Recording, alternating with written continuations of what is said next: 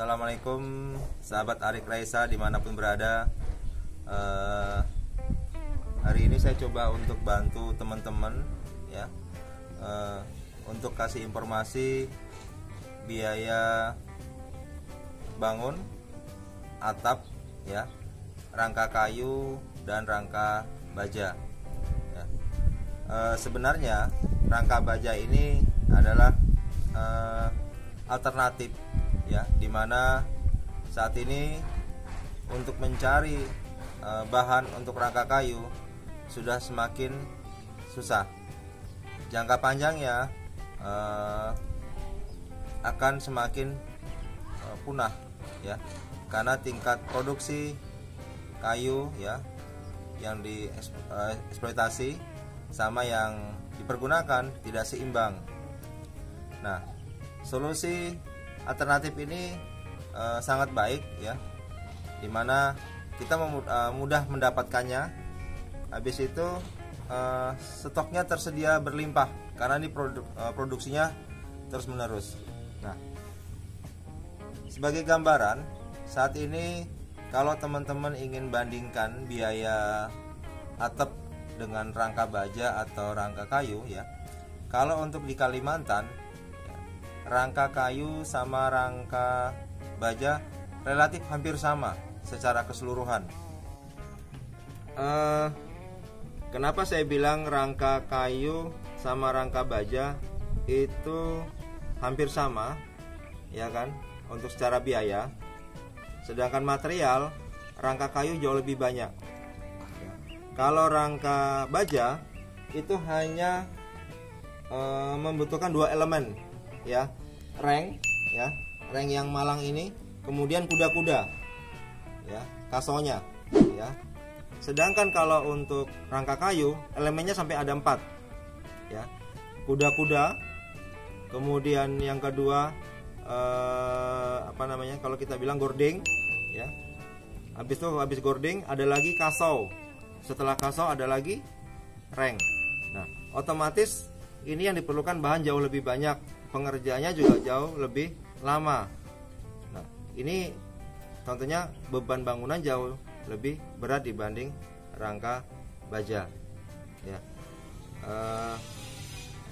Kalau harga, kalau untuk di sini insya Allah lebih murah kayu sebenarnya ya, tapi cara total sama ya, kalau di-includekan antara baja sama tukang plus kayu plus tukang ya.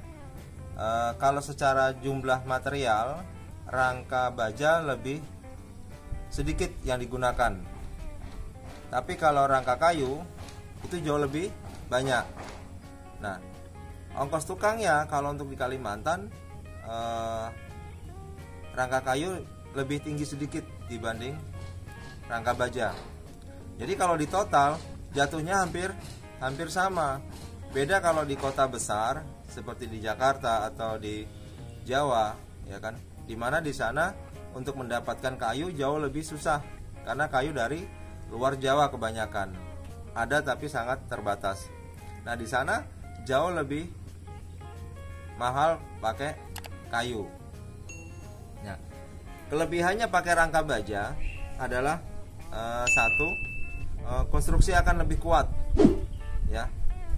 Kedua, beban bangunan jauh lebih ringan ya. Ketiga, lebih higienis ya. Dan keempat adalah umur daripada rangka atap jauh lebih panjang, karena rangka baja ini tidak dihinggapi oleh rayap ya, tidak lapuk dan sebagainya, sehingga umur atap jauh lebih lama. Beda sama dengan rangka kayu, itu kelemahannya adalah dia jabuk ya. Terus yang kedua, dia lebih berat bebannya untuk atap ya. Ketiga, umur bangunan ya, otomatis kalau dengan konstruksi sama itu tidak sepanjang rangka baja, mengingat beban daripada rangka kayu itu jauh lebih besar ya. Kalau rangka baja itu kisaran per meternya kurang lebih 9 kilo, tapi kalau rangka kayu itu per meternya bisa mencapai 20 kilo beratnya. Jadi berat ini sangat mempengaruhi konstruksi yang ada di bangunan bagian bawahnya. Harus lebih kokoh ya, otomatis juga harus biayanya juga harus lebih tinggi ya. Kemudian saya akan kasih tip lagi dalam hal pemilihan atap ya. Ini yang sering saya dapat keluhan dari konsumen, dimana atap kadang sering bocor ya. Ini pengalaman saya beberapa kali dapat komplain ya. Tadinya saya memberikan solusi dengan cara menambah kemiringan atap ya. Tetapi di tengah jalan solusi itu bukan satu alternatif yang murni bisa tuntas ya. Kemudian saya juga ternyata sambil jalan dapat informasi lagi dari tukang-tukang, disarankan kalau bisa milih atap ya, bahan atap ini usahakan ya, kita bukan bicara merek, tapi yang safety adalah sambungan ya, ketemunya atap satu sama atap yang lain. Dimana kalau untuk curah hujan yang tinggi plus ada angin ya, sekalipun sudah kemiringannya di atas 33 derajat, itu ada kecenderungan airnya tempias. Jadi air masuk ke dalam atap. Nah, harapannya dengan adanya tali air yang pembatas atap ini lebih tinggi ya, ini jauh lebih aman agar air tidak nyebrang ya. Kemudian solusi lain untuk tidak bocor, saat ini saya coba untuk siasatin ya. Ini saya kasih lapisan plastik ya. Saya kasih lapisan plastik ya, ini bukan menjamin tapi mengurangin air tidak jatuh langsung ke plafon ya. Setidak-tidaknya dengan ini jauh lebih aman ya. Nah, saya berharap sama teman-teman semuanya juga usahakan di saat masang atap ya, atau perbaikan atap, jangan sampai teman-teman terlalu sering nginjak atap ya, karena bahan metal ini relatif mudah untuk relatif mudah bengkok atau mungkin cekung ya kalau diinjak, sehingga beban nginjak atap itu relatif rata. Nah, ini sedikit tip dari saya.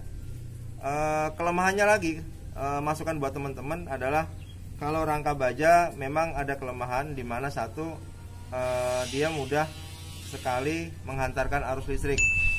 Makanya di sini disarankan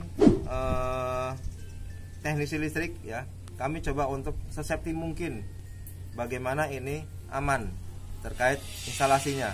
Nah, harapannya safety itu bisa memberi support buat teman-teman yang masang atap pakai rangka baja. Kemudian saya juga bisa merekomendasikan teman-teman ya terkait atap ya. Kalau untuk jenis atap galvalum ya, mungkin bisa lihat seperti gini di samping ya. Di samping saya ini jenis galvalum ya, atau mungkin orang sering taunya seng ya. Nah, kalau untuk jenis atap seperti ini tingkat kemiringan di bawah 33 derajat masih relatif aman ya. Tapi kalau untuk jenis metal ya, yang seperti yang di atas bangunan utama ini, kami sarankan di atas 33 derajat ya. Karena curah hujan yang sangat tinggi itu akan mempengaruhi sekali air yang turun ya. Kalau atap yang galvalum ya, itu airnya lebih lancar, lebih aman ya, karena tadi dia lonjoran panjang ya, sambungannya relatif bisa dikatakan tidak ada kecuali hanya di samping ya. Oke, itu tips dari Arik Raisa, semoga bermanfaat buat teman-teman semuanya. Salam sukses. Assalamualaikum warahmatullahi wabarakatuh.